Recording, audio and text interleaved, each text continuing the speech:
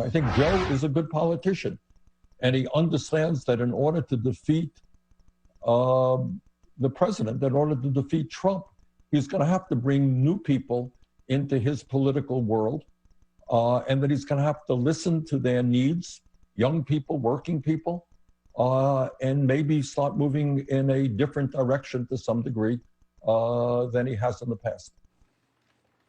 That was Bernie Sanders on Colbert last night. Interesting. Let's bring in Tezlyn Figaro, 2016 Bernie Sanders campaign. Tezlyn, we hear from Bernie Sanders there saying that Biden will have a problem, that is, with Bernie voters if he doesn't move further to the left on certain issues. How likely is that, do you think? Oh, it's very likely. Senator Sanders obviously was being nice, I guess, because Joe Biden is his friend. But let me go ahead and give it to you. Straight shot with no chaser. He's going to have a hell of a time moving forward with getting Senator Sanders supporters. I don't care what Senator Sanders said. The bottom line is I have warned folks repeatedly over and over and over that Bernie Sanders supporters are dead serious about that platform. It is platform or else. They could care less about Donald Trump being reelected because they see their lives being affected the same either or. They have no problem going to the convention with delegates in hand, willing to negotiate. And Senator Sanders is not going to be able to just tell everybody just to get behind Joe Biden and think that all is well. The pundits this morning are getting it absolutely incorrect.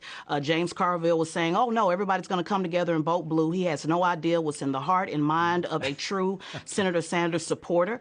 He's completely wrong. And I am telling you once again that Senator Sanders supporters will move forward with or without Senator Sanders. So he can either go to the convention and negotiate, or he can fold, and they will move forward with the convention, move forward with the movement without him.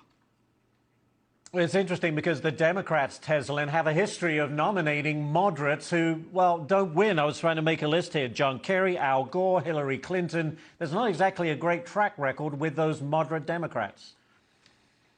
Of course it's not. And I always tell people, you know, I lean center left. I am not a socialist by any stretch of the imagination. I joined Senator Sanders in 2016 because I was anti-establishment. But we could have an entire show on why Democrats keep losing. There are also sectors that still have not had their issues spoken to, particularly black voters. I understand that black voters did vote overwhelmingly for Vice President Joe Biden, but there is still a sector out there of folks who are saying, no, those lists of demands have also not been met, and they will be sitting at home. So I know everybody wants to all get along and have a good kumbaya moment, but Barney, we have a lot to talk about on this subject as soon as we get through this COVID stuff, because it's going to get really real in August, and there's a lot of folks who are disenfranchised and will be further disenfranchised as we continue to move forward through this election.